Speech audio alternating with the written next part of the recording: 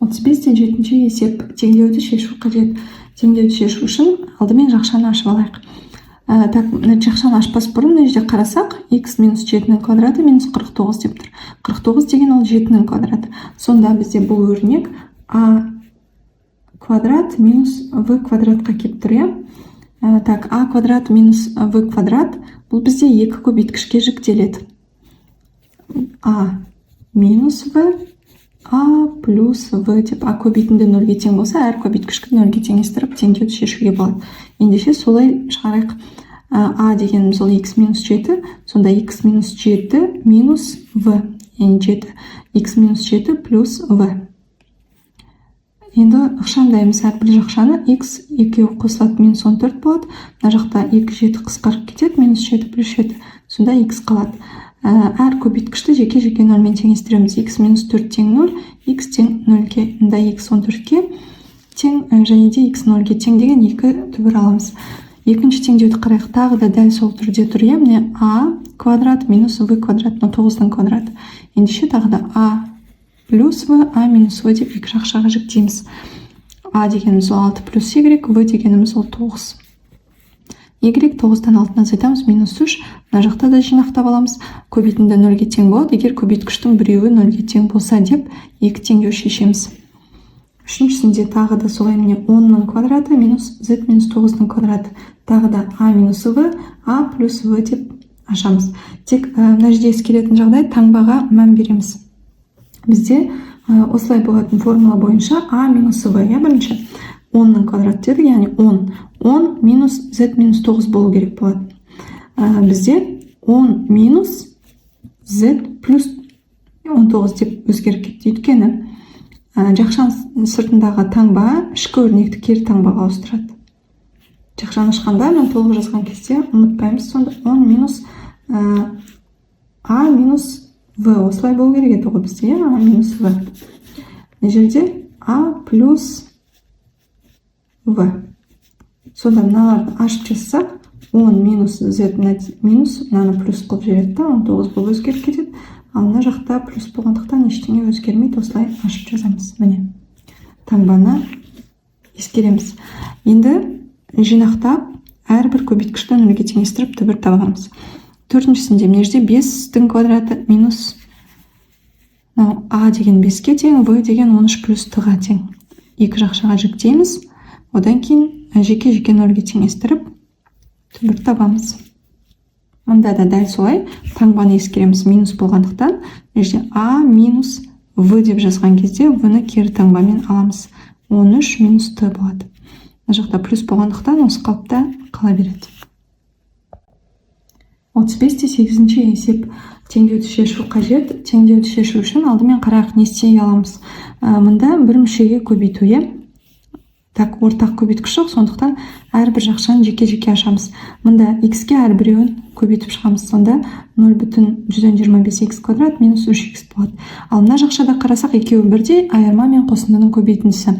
Бұл бізде а плюс v, а минус v түріндегі өрнек а квадрат минус v квадратты береді.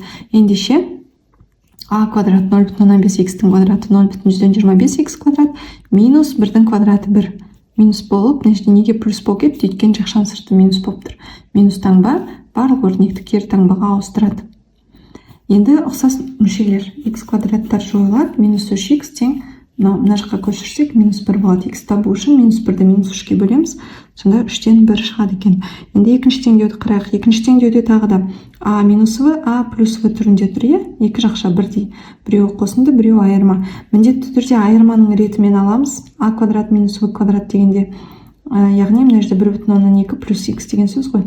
A'мыз 1,2-ке тең. Квадраты 1,144 минус x квадрат. Мынаның өзін жазамыз. Минус x квадрат жойылады, 1,8 x тең болады. Минус 1,144 болады. X табу үшін осыны 1,8-ге бөлеміз. Минус 0,8 шығады екен. Енді келесі теңдеу.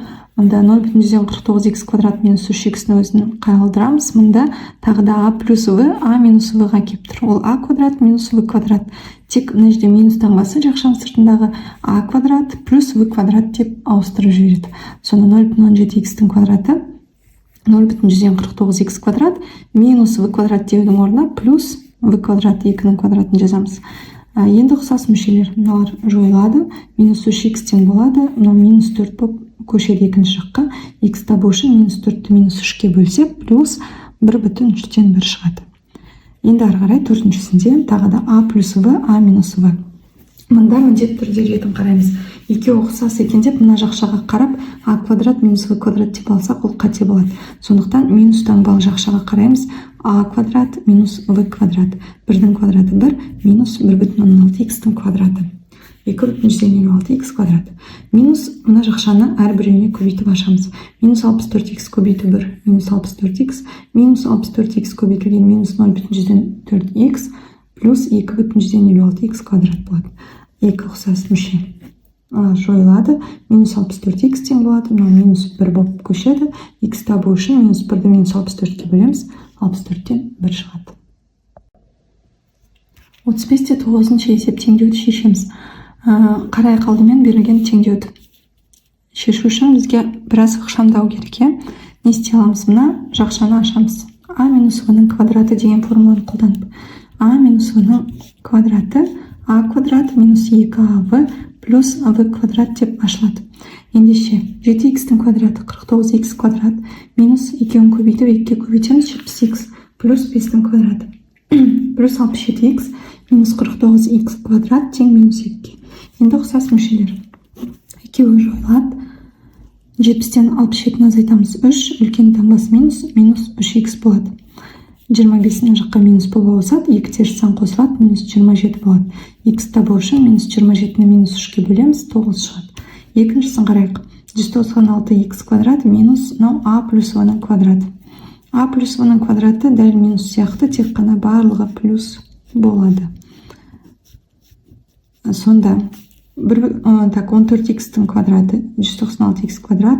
Бізде барлығы плюс деп алдық та, барлығы минус қып жаздық. Неге? Өйткені жақшаның сырты минус. Кері таңбаға ауыстырдық бәрін. 196х квадрат минус 2-ін көбейтіп 2-ке көбейтеміз, минус 3-тің квадраты плюс 80х. Енді ұқсас мүшелер екеуі жойылады. Минус 84х плюс 80х минус 4х қалады. Мынау плюс болып келеді, сонда 9-дан 5-ті азайтсақ 4. Х табу үшін 4-ті минус 4-ке бөлеміз, минус 1 шығады. Келесі теңдеу. Мында минус 2/189х квадраттың өзін жазып, плюс а плюс в-ның квадратымен ашайық формуламен. Сонда а плюс в-ның квадраты айтқандай а квадрат плюс 2av плюс v квадрат деп ашылады. 1/17х-тің квадраты плюс 2 еселі 2-ін көбейтіміз плюс 2-нің квадраты плюс мынаның өзін жазамыз тең 11-ге. Енді ұқсас мүшелеріне екеуі жойылады. 6/8х-ке 0/2х-ті қосамыз 7х болады. 11-ден 4-ті азайтамыз 7х табу үшін 7-ні 7-ге бөлеміз 1 болады екен. Төртіншісінде а минус в-ның квадраты. А минус в-ның квадраты а квадрат минус 2av плюс v квадрат деп ашылады. Сондай мынаның квадраты минус 2 еселі 2-ін көбейтіміз плюс 1-дің квадраты. Қалған өзін жазамыз. Ұқсас мүшелер екеуі жойылады. Минус 4/8х минус 0/2х екеуі қосылады, таңбасы теріс минус 5х болады. Тең 3 минус 1 болып келеді, сонда 2. Х табу үшін 2-ні минус 5-ке бөлеміз, минус 0,4 немесе минус 5-тен 2 шығады.